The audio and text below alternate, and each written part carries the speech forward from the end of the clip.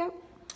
Many people would be aware that DEFRA have this year released their environmental improvement plan, and within it included the, for the first time, statutory air quality targets, which is great, and it's all based on evidence about the effects of atmospheric pollution on human health.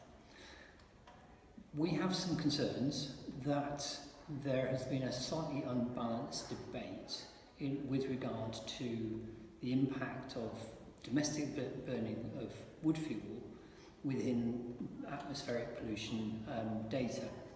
So what we've done is we held a briefing and held a discussion to ensure that those in the wood sector, the wood using sector, the wood producing sector, were properly informed about the issues that are being expressed. So what are the issues for human health?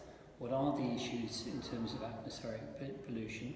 And what contribution do the arisings from domestic wood burning make to the overall particulates in our air?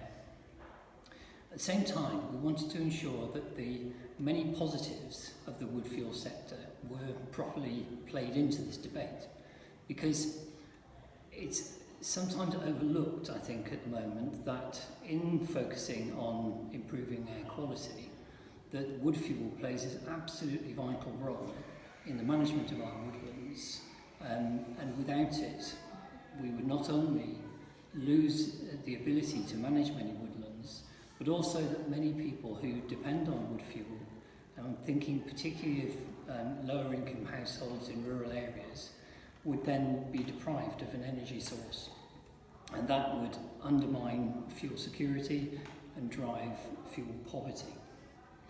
So we heard a range of presentations from speakers from all parts of this debate, experts in atmospheric chemistry and emissions, experts in human health and the impacts on human health, experts on woodland management and on rural livelihoods. A clear set of recommendations and conclusions emerged from the discussion. Firstly, there's a need for better information. All stakeholders need to be better informed about the breadth of this debate. It's not just about human health, it's not just about woodland management. Influence. There's a need for us to engage with the policymakers, and we will certainly invite further discussion on this issue. Standards. Wood fuel needs to be produced and used to acceptable standards, and stoves need to be produced of a high quality and used and the stoves that are used need to be the best quality stoves. Improvement. We need to improve training to raise standards. And finally, innovation. We want to promote research that will enable us to improve the approaches we take to burning of domestic wood fuel in domestic circumstances, and improve all the systems that surround it.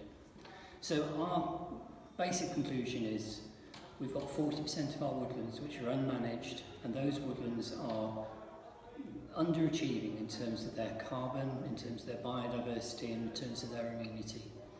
If we lose wood fuel, we lose our ability to manage even the woodlands that are in management.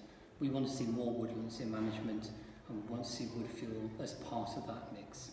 Thank you.